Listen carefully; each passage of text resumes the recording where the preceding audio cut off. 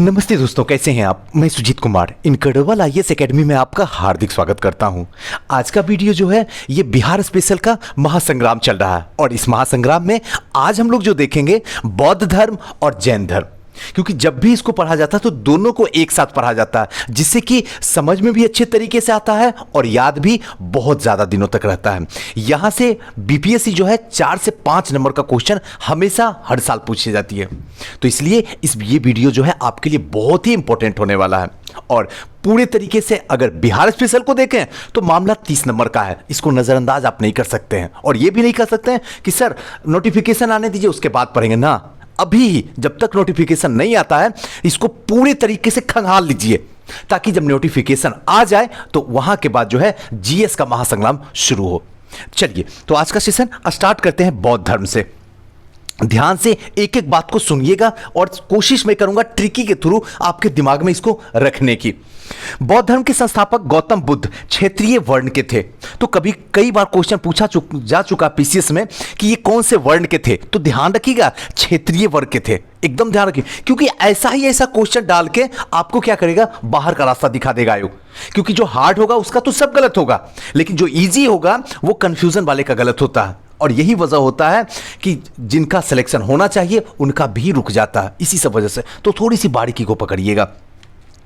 ब्राह्मणों रूढ़िवादी धर्म के विरुद्ध आर्थिक और सामाजिक रूप से गिरे हुए नीचे दोनों वर्णों ने भी अपना भरपूर सहयोग देकर समानता पर आधारित एक सुधारवादी विचारधारा को जन्म दिया और इस प्रकार बौद्ध धर्म ब्राह्मण धर्म के खिलाफ एक सुधारात्मक आंदोलन था। मानवीय सराकोर वाले इस बौद्ध धर्म को शांति और अहिंसा मूल का धर्म था। इसने वैश्य शूद्र स्त्रियों को समाज में जो है स्तर उठाने में मदद की। अगर एक लाइन में आपको समझाने की कोशिश करूं इस पूरे सार को, तो बौद्ध धर्म और जैन धर्म का उदय इसीलिए हुआ क्योंकि जो ब्राह्मण धर्म था इसमें कहीं ना कहीं जो है कुरीतियां फैली हुई थी, कहीं ना कहीं कर्मकांड था, जिसकी वजह से ब्राह्मण धर्म आगे तो नहीं बढ़ सका। लेकिन इसकी वजह से जो लोग इससे जुड़े हुए थे, जैसे क्या क्षेत्रीय हो गए या फिर शूद्र हो गए या फिर महिलाएं हो गई, इन सब पे थोड़ी सी पाबंदी थी। क्षेत्रियों पर तो कम थी, लेकिन महिलाओं और शूद्र पे इस तरीके से बहुत हद तक पाबंदियां थी। यहां जा नहीं सकते हैं, पूजा कर नहीं सकते हैं, कोई पाठ में सुन नहीं सकते, यज्ञ में बैठ नहीं सकते हैं। तो बहुत तरह की जो है यहां पे कर्मकांड एक तरीके से जो थी कहीं ना कहीं सामाजिक दूरियां थी। इसी दूरियों को मिटाने के लिए बौद्ध का जन्म होता है, बौद्ध धर्म का उदय होता है, कह सकते हैं इस तरीके से। और यहां से जो है यही जो ब्राह्मण धर्म में कमी जीत थी, जो कुरीतियां थी, इसी कुरीतियां की वजह से जो है बौद्ध धर्म का जन्म होता है और बौद्ध धर्म हम लोग पढ़ते हैं। क्लियर।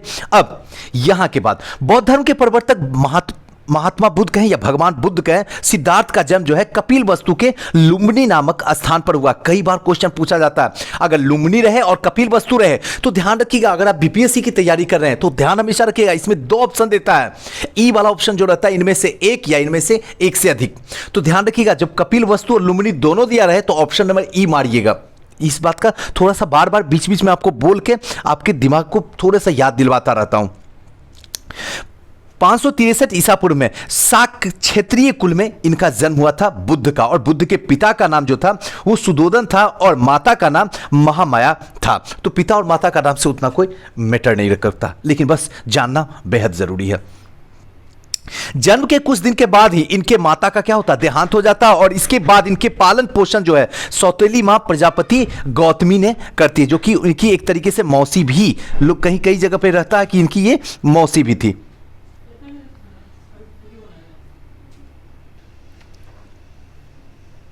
कई पुस्तक में इनका जो प्रजापति गौतमी है ये सौतेली मां भी कहीं लिखा हुआ और कहीं जो है इनकी मौसी भी लिखा होता, तो दोनों सही है, बस ध्यान रखना। नेक्स्ट जो है महात्मा बुद्ध के पत्नी का नाम जो है वो यशोधरा तथा पुत्र का नाम जो है राहुल है, बस ध्यान रखना है। सिद्धार्थ यानी कि महात्मा बुद्ध जब तक वो नहीं बने थे बुद्ध, तब तक उनका नाम सिद्धार्थ था। जैसे उन्हें ज्ञान की प्राप्ति हो जाती है बौद्ध ज्ञान में, उसके बाद उनका नाम बदल के महात्मा बुद्ध हो जाता है, इस बात को ध्यान रखिएगा। कपिल वस्तु की सैर पर निकले तो उन्हें निम्न 4 दृश्य देखे। ऐसे कहा जाता है ये तो मेंस के लिए पढ़ाने के लिए, लेकिन एक चीज बताता हूं, पहले ही कोई तांत्रिक जो है इनके पिता से कह दिया था कि आपका पुत्र जो है राज सिंहासन का सुख नहीं भोग सकता है, क्योंकि इसे जो है किसी भी हालत में सन्यासी बनना है और इस दुनिया में कोई भी नहीं रोक सकता है। हद तक कोशिश करता है, उनके जो पिताश्री होते हैं वो हद तक कोशिश करते हैं कि इनका पुत्र जो है किसी भी हालत में सन्यासी ना हो, लेकिन जो होनी और लिखा हुआ जो होता है उसको कोई भी नहीं टारता। फाइनली जो है ये सन्यासी हो ही जाते हैं, और जब घर से चलते हैं तो सिद्धार्थ के रूप में, और जब लौट के आते हैं तो बुद्ध के रूप में आते हैं। ये थोड़ी सी कहानी है। अब जब ये यात्रा पे निकलते तो ये 4 दृश्य दिखता, ध्यान रखिएगा, बहुत इंपॉर्टेंट है। कई बार क्वेश्चन पूछा जा चुका है कि जब ये निकलते हैं घर से तो इन्हें कितना दृश्य दिखता है, तो 4 कौन कौन सा, तो ध्यान रखिएगा, बूढ़ा व्यक्ति, दूसरा बीमार व्यक्ति, तीसरा सब यात्रा और चौथा सन्यासी। बताइए अगर किसी इंसान को ये सारी चीजें दिखेगा तो क्या इस दुनिया से मोह भंग नहीं हो जाएगा? क्या वो क्या इस दुनिया में जीना चाहेगा? क्या वो क्या सत्य की ज्ञान में, सत्य की खोज में और सत्य के मार्ग में अपने आप को क्या नहीं चलाएगा? जाहिर सी बात है, चलाएगा ही चलाएगा। नेक्स्ट, अब कंठक गौतम बुद्ध का प्रिय घोड़ा तथा छिन्न जो है वो सारथी था। ध्यान रखिएगा, कंठक जो था वो गौतम बुद्ध का घोड़ा था और सारथी का नाम जो था वो छिन्न था। इसको थोड़ा सा ध्यान रखिएगा। चलिए,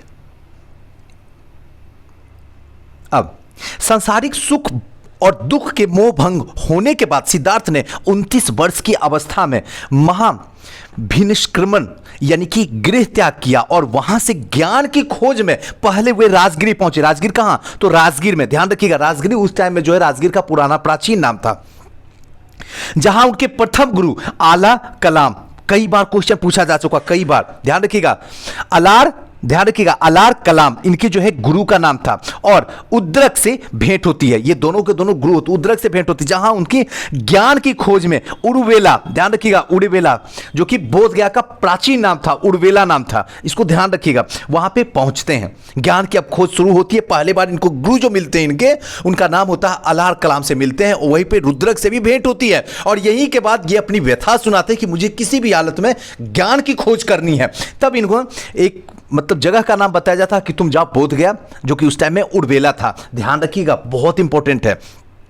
यहीं पे बोध गया में ही निरंजना नदी के किनारे उड़वेला वन में एक पीपल के वृक्ष के नीचे 6 वर्ष तक कठिन तपस्या करने के बाद 35 वर्ष की आयु में बैसाखी पूर्णिमा को जो है सिद्धार्थ को ज्ञान प्राप्त हुआ। अभी तक सिद्धार्थ बने हुए हैं, ज्ञान की खोज में, भगवान की तलाश में, कहिए एक तरीके से जो भी हो उसकी तलाश में, तब तक वो सिद्धार्थ बने हुए। जैसे इनको ज्ञान मिलता है ये बुद्ध का लाना शुरू कर देते हैं। और ये कहां पे हो रहा, सारा खेल निरंजना नदी के किनारे बोध गया में हो रहा। ध्यान रखिएगा, 6 वर्ष तक तपस्या करते हैं। सुनिए, सोचिए, ये कलयुग है और सबसे बड़ी बात 21वीं सदी है। 21वीं सदी में 6 साल तक हम तैयारी में लग जाते हैं, फिर भी बीपीएससी कंप्लीट नहीं होता है। और कोई इंसान 6 वर्ष तक तपस्या करके खुद को जो है भगवान बना लेता है। सोचिए, ये सोचने का मार्ग है।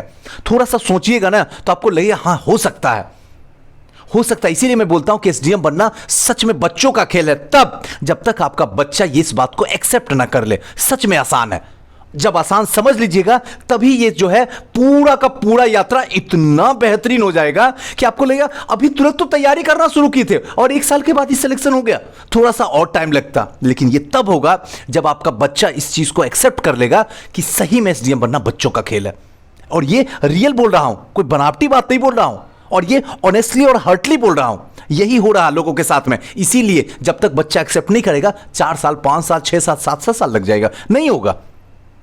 चलिए आते हैं, तो यहां पे थोड़ा सा बताना जरूरी था कि जैसे बुद्ध को 6 साल में, अब आप इसको क्या है क्लियर अपनी लाइफ से जोड़ के कभी नहीं भूल पाइएगा। 6 वर्ष की मतलब 6 साल तक तपस्या करने के बाद में इनको क्या है ज्ञान की प्राप्ति हो जाती। कहां पे होती है, तो बोध गया में, निरंजना नदी के किनारे पीपल वृक्ष के नीचे में। ध्यान रखिएगा, 29 साल की अवस्था में ये घर छोड़ते हैं, ये तो कंफर्म है। 6 साल तक तपस्या करते हैं, टोटल एज जो हो जाता है वो 35 वर्ष। और बैसाख पूर्णिमा में ही सिद्धार्थ को ज्ञान की प्राप्ति हो जाती है। बैसाख पूर्णिमा, कई बार पूछा गया कि ज्ञान जो इनको मिला है ये कब मिला है। बैसाख पूर्णिमा, और वही महीना जो है हिंदी महीना वो बदलते, जैसे बैसाख पूर्णिमा हो गया, या फिर सावन पूर्णिमा हो गया, या फिर कार्तिक पूर्णिमा हो गया, ये सब हिंदी वाली जो है नाम है। चलिए नेक्स्ट आते हैं। ऐसा माना जाता है कि बैसाख पूर्णिमा के दिन ही सुजाता नामक स्त्री के द्वारा भेंट में दिए गए खीर खाने के उपरांत ही जो है सिद्धार्थ यानी कि गौतम को जो ज्ञान की प्राप्ति हुई थी तथा तथागत बुद्ध बन गए थे। ऐसा माना जाता है कि पूर्णिमा जो बैसाख पूर्णिमा का दिन है उसी दिन जो है एक स्त्री होती है उसका नाम सुजाता होता है। ऐसे अगर भूल जाइएगा तो ऐसे याद रखिएगा कि हम पढ़ रहे हैं सुजीत सर के साथ, और अगर इसका सुजीत सर को स्त्रीलिंग में बनाएंगे तो क्या हो जाएगा, सुजाता हो जाएगा। तो क्या कभी लगता है क्या भूल पाइएगा कभी? तो यानी कि यही स्त्री है, सुजाता ही है जो पहली बार खीर उनको देती है और वहीं के बाद इन्हें जो है ज्ञान की प्राप्ति हो जाती है, ऐसा माना जाता। तो ध्यान रखिएगा थोड़ा सा।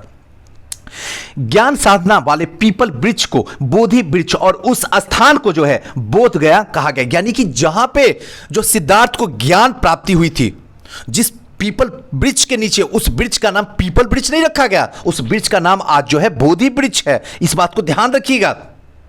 और जहां पे ये ज्ञान प्राप्त हुआ था ये बोधि वृक्ष जो है बिहार के बोधगया जिला में, इतना ध्यान रखिएगा। और यहीं के बाद सिद्धार्थ जो है बुद्ध कहलाना शुरू हो गए। एकदम ध्यान से पकड़िएगा मेरी बातों को।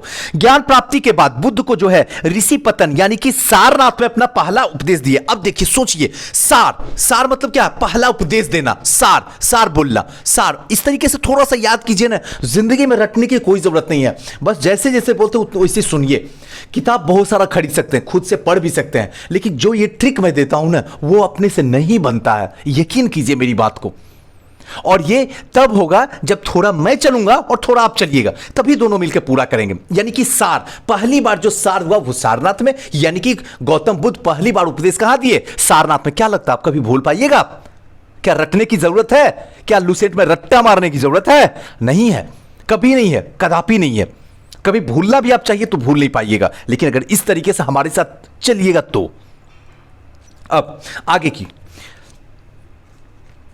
तो यहां से ध्यान रखिएगा, कई बार क्वेश्चन पूछा गया है कि पहला उपदेश जो है महात्मा बुद्ध कहां दिए, तो याद रखिएगा सारनाथ में। अब जिसे क्या है धर्म चक्र परिवर्तन के नाम से भी जाना जाता है, इसे जो है धर्म चक्र परिवर्तन के नाम से। तो जहां ज्ञान होगा वही तो परिवर्तन होगा, और जहां ज्ञान हो रहा है ये क्या दे रहे हैं भगवान, किसकी ज्ञान देंगे, तो धर्म का ज्ञान देंगे। तो धर्म चक्र परिवर्तन, क्या क्या याद करना, सोचिए तो। ज्ञान दे रहे हैं, सार दे रहे हैं सारनाथ में पहली बार, और इसी को क्या कहा जाएगा, धर्म की ज्ञान देंगे। चक्र परिवर्तन यानी कि धर्म को क्या है परिवर्तन करेंगे, लोगों के अंदर जितनी भी कुरीतियां फैली हुई है पहले से ब्राह्मण समाज में, ब्राह्मण जो अपना है उसमें जो कुरीतियां फैली हुई है उसको क्या करना है, बाहर फेंकना है। तो पहली बार ज्ञान शुरू हो गया सारनाथ में, ध्यान रखिएगा। अब बुद्ध ने सारनाथ में 5 शिष्यों आनंद, उपाली, श्रीपुत्र और मेघलान और अश्वजीत को दीक्षा दिया था। सबसे पहले कितने लोगों को इन्होंने शिक्षा दी, तो 5 शिष्यों को दिए थे। ध्यान रखिएगा, इनका प्रिय जो शिष्य था वो आनंद था, इसको ध्यान रखना बस, आनंद को। अब सॉरी, ज्ञान प्राप्ति के बाद बुद्ध ने 40 वर्षों तक मगध, सारनाथ, वैशाली आदि क्षेत्रों में बौद्ध धर्म का प्रचार किया। जब ज्ञान प्राप्ति इनको हो गया 35 साल तक, उसके बाद 5 वर्षों तक मगध, सारनाथ, वैशाली आदि क्षेत्रों में जो है बौद्ध धर्म का प्रचार प्रसार बड़ा जोरों से किए।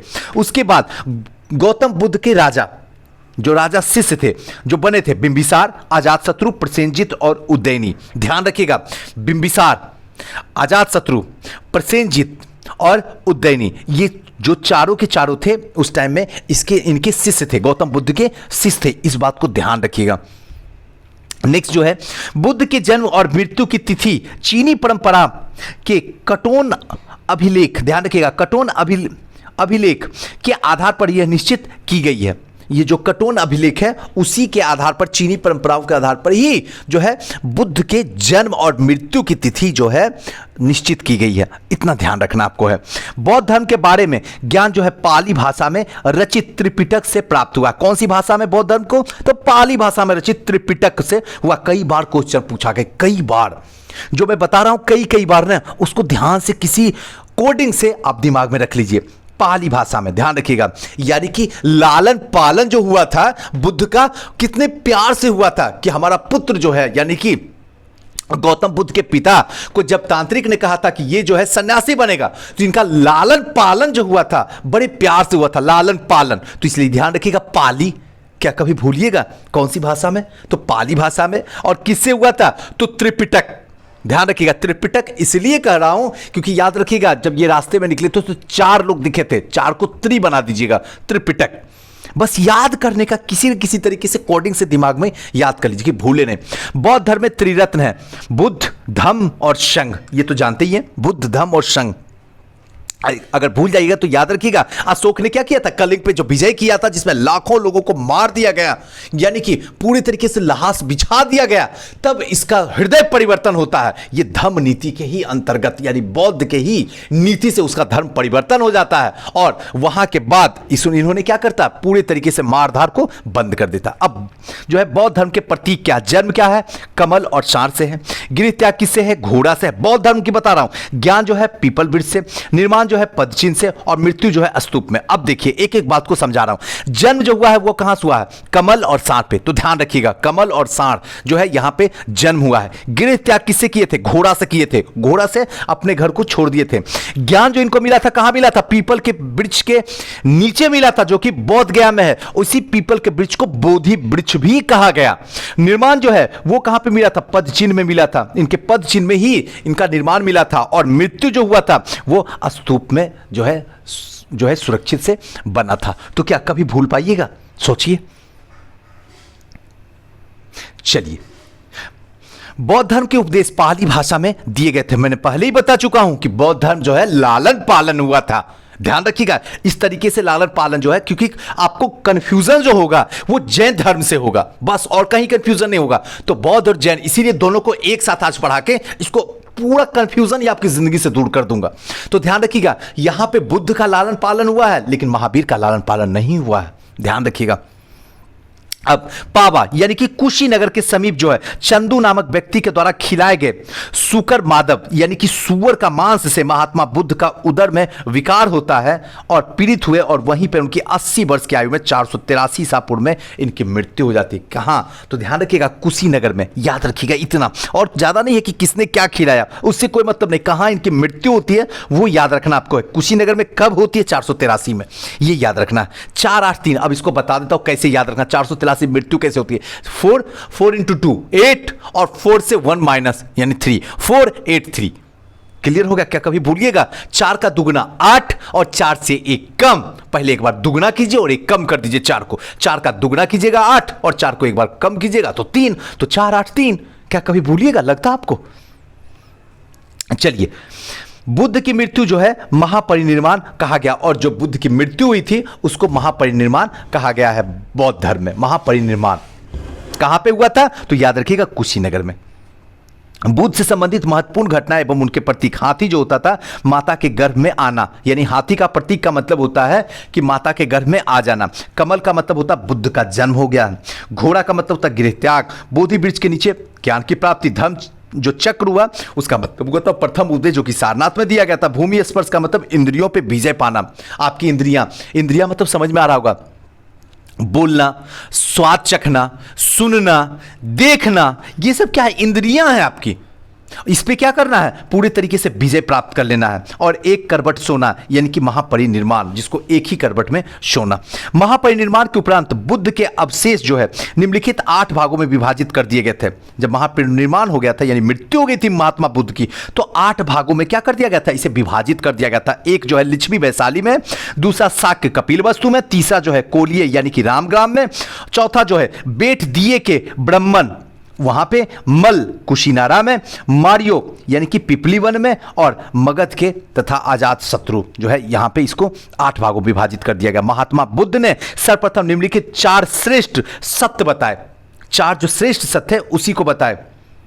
पहला जो था, विश्व जो है दुखों का परिपूर्ण है। याद रखिए विश्व कितने सर्वश्रेष्ठ, तो याद रखिएगा 4, विश्व दुखों से परिपूर्ण है। दूसरा, अभिलाषाएं दुख का कारण है और अभिलाषाओं को विजित करके सभी दुखों से छुटकारा हो सकता है, दुख का निरोध। और चौथा जो है दुख निवारण के मार्ग यानी कि दुख का निरोध गामिनी प्रतिपदा। ये 4 जो थे जो कि श्रेष्ठ थे, जहां पे सत्य महात्मा बुद्ध ने बताए थे।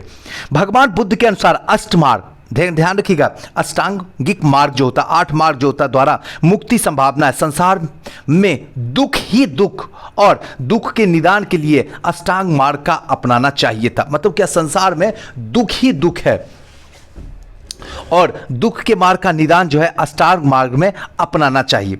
अष्टांग मार्ग है सम्यक दृष्टि, सम्यक संकल्प, सम्यक वाणी, सम्यक कर्मांत, सम्यक आजीव, सम्यक व्यायाम, सम्यक स्मृति और सम्यक समाधि। यही 8 जो है अष्टांग मार्ग हैं।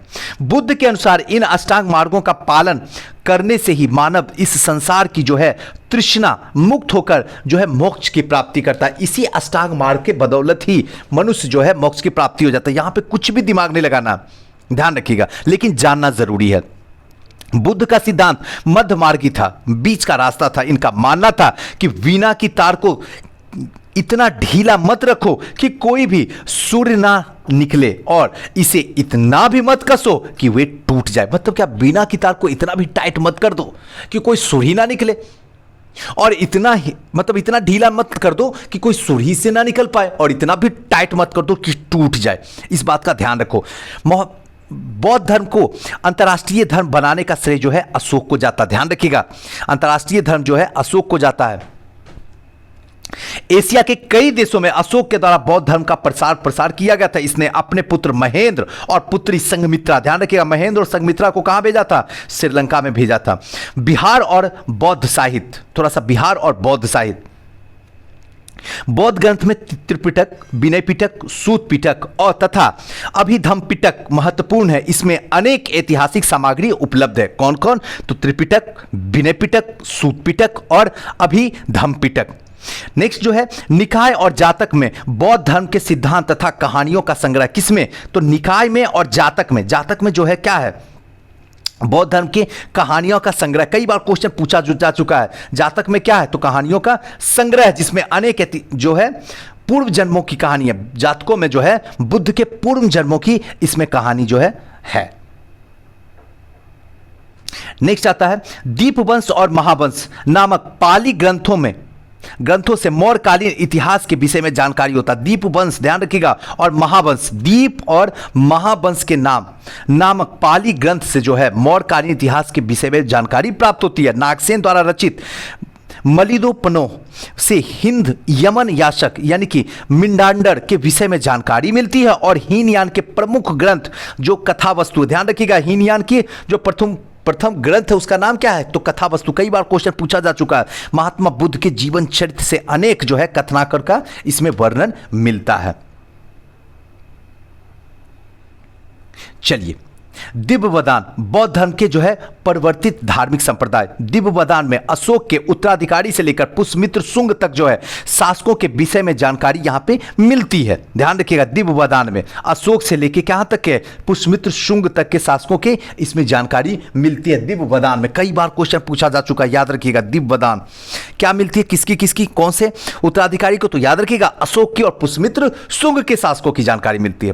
फाहियान, सुंगयुंग, हेंगसांग तथा इतिसांग प्रसिद्ध चीनी यात्री थे। चीनी यात्री फाहियान गुप्त नरेश चंद्रगुप्त द्वितीय विक्रमादित्य के दरबार में आया था। कौन? तो फाहियान गुप्त नरेश चंद्रगुप्त द्वितीय विक्रमादित्य के दरबार में आया था। चीनी यात्री हेंगसांग हर्षवर्धन के शासनकाल में। कई बार क्वेश्चन पूछा जा चुका है। चीनी यात्री जो है हेंगसांग किसके शासनकाल में भारत आया था? तो ध्यान रखिएगा, हर्षवर्धन के शासनकाल में आया था। तथा इसने 16 वर्षों तक निवास करके विभिन्न जो है स्थान है उस वहां पे यात्रा किए, विभिन्न यात्रा किए। 16 वर्षों तक यहां रह के हेंगसांग ने किया। संप्रदायक और संस्थापना। अब आजीवक का तो याद रखिएगा, मखिलो शाल। दूसरा जो घोर अक्रियावादी पूरन कश्यप, भौतिकतावादी अजीत केस कंबलिन, संदेहवादी संजय बेल्ठी पुत्र। नेक्स्ट जो है नित्यवादी, ये जो होगा पकूद कच्चानयन। ध्यान रखिएगा, इनके जो है संप्रदाय हैं और ये संस्थापक इसके हैं।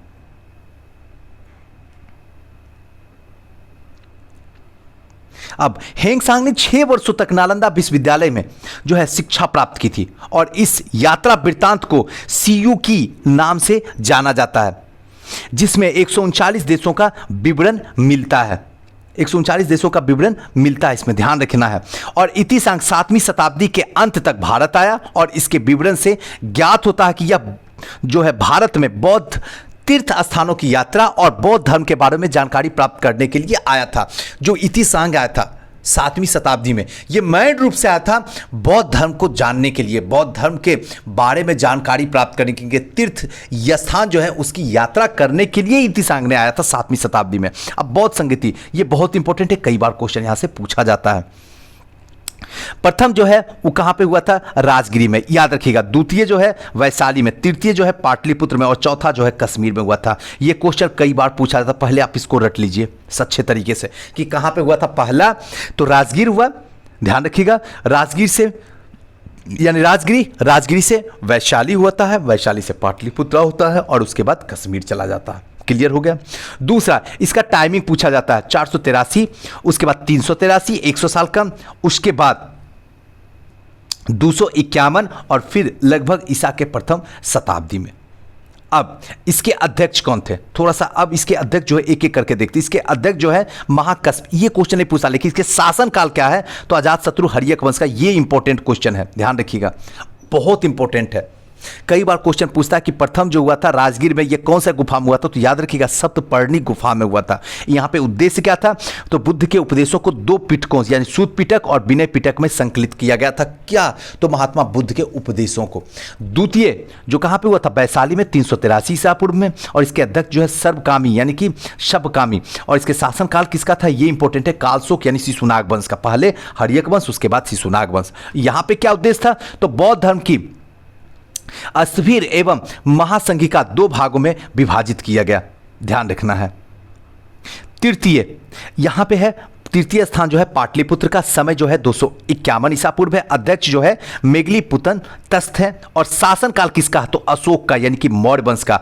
पहला जो आपको हमने क्या बताया था? हर्यक वंश, उसके बाद शिशुनाग वंश और उसके बाद मौर्य वंश, ध्यान रखना यही है, मौर्य वंश अशोक के शासनकाल में। उसके बाद यहां पे क्या था? संघ भेद विरुद्ध कठोर नियमों का प्रतिपादन, और तीसरा विनय पिटक जो है अभिधम पिटक से जोड़ना, यानी विनय पिटक को जो है अभिधम पिटक से क्या करना है? जोड़ देना है तृतीय सम्मेलन में। चतुर्थ जो है बिहार के बाहर, अभी तक सबके सब बिहार के अंदर ही हो रहा था, चाहे वैशाली हो, चाहे राजगिरी हो, चाहे पाटलिपुत्रा। ऐसे ही बोलते हैं, पहला जो हुआ था वैशाली में हुआ था।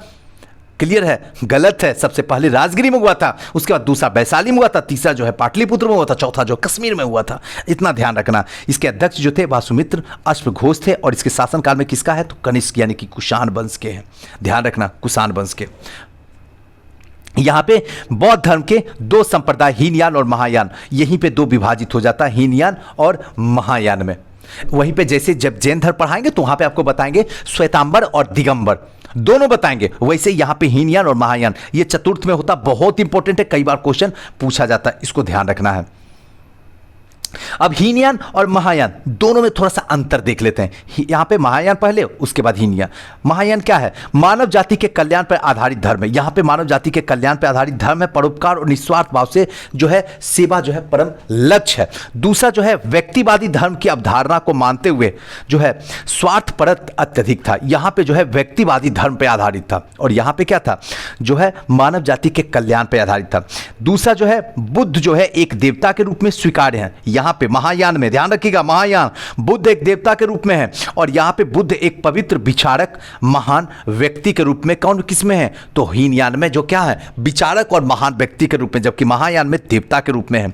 महायान में तीसरा पॉइंट जो बोधिसत्व की अवधारणा परम आदर्श था। बोधिसत्व का मतलब क्या? बुद्ध के बारे में जानना, बुद्ध के सत्य का पालन करना और बुद्ध के सत्य के बारे में भी जानना, यही होता है बोधिसत्व की अवधारणा। और यहां पे क्या है? अहर्त पद की जो प्राप्ति परम आदर्श था। अहद पर जो ऊंचे पद की जो प्राप्ति है वो परम आदर्श था। चौथा है मूर्ति पूजा में प्रबल पक्षधर थे। मूर्ति पूजा में महायान जो है पक्षधर थे, मतलब क्या? अपनी इच्छा को रखते थे, सही है, लेकिन यहां पे मूर्ति पूजा के प्रबल जो है विरोधी थे। यहां पे विरोध किया गया था मूर्ति पूजा का। अनेक भिक्षु के मंदिर बनाए गए, अनेक भिक्षुओं के लिए यहाँ पे मंदिर बनाए गए, और किसी मंदिर का निर्माण नहीं किया गया हीनयान में। महायान में बनाया गया, हीनयान में नहीं बनाया गया। धार्मिक भाषा संस्कृति थी, और धार्मिक भाषा यहाँ पे पाली थी, यानी हीनयान में पाली और महायान में संस्कृति थी, यानी कि संस्कृत थी। धार्मिक भाषा संस्कृति और यहाँ पे पाली थी, याद रखिएगा। तो यहाँ पे क्या चल रहा है? याद रखिएगा, यहाँ पे महायान और यहाँ पे हीनयान, याद रखना है। नेक्स्ट है विश्वास पर आधारित संप्रदाय था, और यहाँ पे तर्क पे आधारित था। यहाँ पे तर्क करना पड़ता था, ध्यान रखिएगा, यहाँ पे जो है तर्क करना पड़ता था हीनयान में, और महायान में जो है विश्वास पे आधारित था। नेक्स्ट है 8वां, सर्वाधिक महत्व गृहस्थ जीवन को दिया गया था और सर्वाधिक महत्व जो है सन्यासी जीवन को दिया गया है। यहाँ पे क्या है, गृहस्थ को दिया गया, और यहाँ पे किस पे दिया गया, तो सन्यासी जीवन पे दिया गया। जीवन का अंतिम लक्ष्य स्वर्ग प्राप्ति है, और जबकि जीवन का अंतिम लक्ष्य जो है मोक्ष की प्राप्ति है। जापान, कोरिया, चीन, मंगोलिया, तिब्बत में प्रसारित है, जबकि जावा, श्रीलंका, म्यांमार में प्रसारित है। अब आते हैं स्मरण तिथि।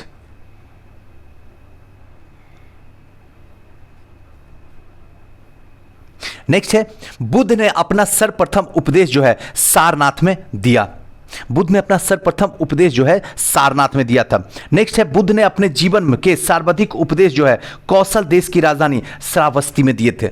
बुद्ध जो अपने जीवन के सर्वाधिक उपदेश जो है कहां पे दिए थे, तो कौशल देश की राजधानी श्रावस्ती में दिए थे। सबसे पहला उपदेश कहां पे दिए थे, एकदम बहुत इंपॉर्टेंट है, ध्यान रखिएगा। पहला उपदेश सारनाथ में, भी जस्ट ऊपर में बताया था, श्री पतन में दिए थे, ऋषि पतन में दिए थे, याद रखिएगा, और दिए थे। एवं मगध में प्रचार का केंद्र बनाया था। मगध जो है प्रचार का केंद्र बना था। बौद्ध धर्म में अनात्मवादी है, इसमें जो है आत्मा की परिकल्पना नहीं की गई है। यह पुनर्जन्म में विश्वास करता है, जबकि वर्ण व्यवस्था, जाति प्रथा का बिल्कुल जो है विरोध करता है। यानी कि पुनर्जन्म में तो विश्वास कर लेता है, लेकिन जो वर्ण व्यवस्था था 4 भागों में, जो जाति प्रथा था, इसका विरोध करता है। चाहे ब्राह्मण हो, क्षत्रिय हो, वैश्य हो, शूद्र हो, इन सब का जो है कहीं ना कहीं विरोध करता है। महात्मा बुद्ध तपस्य और मल्लक नामक 2 शूद्रों को बौद्ध धर्म में सर्वप्रथम अनुयायी बनाया था। शूद्र जो थे, तपस्य और मल्लक, ध्यान रखिएगा, इन्हीं दोनों को जो है क्या बनाया गया था, सर्वप्रथम अनुयायी बनाया गया था। बौद्ध धर्म में 2 प्रमुख संप्रदाय थे, एक थे हीनयान और दूसरा थे महायान। नेक्स्ट है हीनयान संप्रदाय के लोग श्रीलंका, म्यांमार, जावा आदि देशों में फैले हुए हैं। हीनयान, ध्यान रखिएगा, हीनयान और महायान। तो हीनयान वाले जो है लोग वो श्रीलंका, म्यांमार, जावा तक फैले हुए हीन। अब महायान संप्रदाय के लोग जो है तिब्बत में, चीन में, कोरिया में, मंगोलिया में, जापान में। तो ध्यान रखिएगा, महायान जो महान है, तो महान कौन है, तिब्बत है, चीन भी महान हो गया है आजकल, कोरिया भी है, मंगोलिया भी है, जापान भी। तो ये सब महान यान है, मतलब क्या डेवलप है सबके सब। तो ये पे महान जो है महायान संप्रदाय के। और हीनयान में कौन सा, श्रीलंका स्थिति बड़ा खराब है, एकदम हीन स्थिति है, म्यांमार की स्थिति और खराब है, जावा की स्थिति और खराब है। तो यहाँ पे फैला हुआ था हीनयान। क्लियर हो गया क्या? कभी लगता है कि भूल जाइएगा, कोई आपसे हीनयान पूछेगा कौन से 6 देशों में फैला हुआ, तो कभी लगता है कि आपको गलत हो जाएगा, आपको लगता भी है कि रटना पड़ेगा, कभी नहीं रटना पड़ेगा, जिंदगी में नहीं रटना पड़ेगा अगर एक बार ये सुन लिए तो। क्योंकि हीनयान हमने आपको बताया, हीनयान मतलब क्या है, श्रीलंका, म्यांमार, जावा। अब ऑप्शन में रहेगा, आसानी से पकड़ लीजिएगा। और जहां पे महायान जो है वो तिब्बत, चीन, कोरिया, मंगोलिया, जापान जो डेवलप है। बुद्ध धर्म की एक और शाखा जो थी वो वर्ज्ययान प्रचलित थी, जो कि 7वीं शताब्दी में तंत्र मंत्र से क्या थी, पूरे तरीके से युक्त थी। अब जिसका प्रमुख केंद्र जो था भागलपुर जिला बिहार में था और स्थिति विक्रमशिला विश्वविद्यालय में था। संघ सभा में प्रस्ताव का पाठ होता था, जो संघ का सभा होता था उसमें प्रस्ताव का पाठ होता था, और प्रस्ताव पाठ में अनुशासन कहते थे। जो प्रस्ताव पाठ होता था उसको अनुशासन कहते थे। और सभा की वैधता के लिए जो है न्यूनतम संख्या कोरन जो होती थी वो 20 होती थी, कि कम से कम जो है कोरन जो न्यूनतम संख्या वो 20 होनी चाहिए। संघ में प्रविष्ट होने के उप संप्रदा कहा जाता था। ध्यान रखिएगा, जो संघ में प्रविष्ट होने की उप संप्रदा कहा जाता था। बौद्ध धर्म, ध्यान रखिएगा, बौद्ध संघ के संगठन जो है गणतंत्र प्रणाली पर आधारित था। संगठन जो है गणतंत्र प्रणाली पे आधारित था, एकदम याद रखिएगा। बौद्ध धर्म के लिए महीने में 4 दिन अमावस्या, पूर्णिमा और 2 चतुर्थ दिवस में उपवास होता था। चतुर्थी दिवस में जो है उपवास 4 दिन, अमावस्या, पूर्णिमा 2, तो ये हो गया। और 2 चतुर्थी दिवस मनाया जाता था जिसमें 4 दिन के लिए उपवास किया जाता था। और बौद्ध को पंचशील सिद्धांतों का जो है वर्णन छंदोग उपनिषद में मिलता है। ध्यान रखिएगा, बौद्ध का जो है पंचशील सिद्धांत है ये कहां पे मिलता है, तो छंदोग उपनिषद में मिलता है। बहुत इंपॉर्टेंट है, कई बार क्वेश्चन पूछा गया था। तो यही पूरा का पूरा संपूर्ण बौद्ध धर्म था।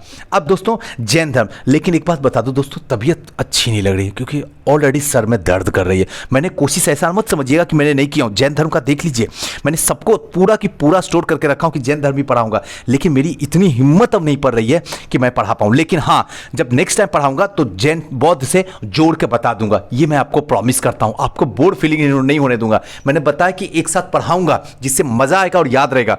नहीं पढ़ा सकता हूं, थोड़ी सी जो है सर में बड़ा दर्द करने लग गया है बोलते बोलते।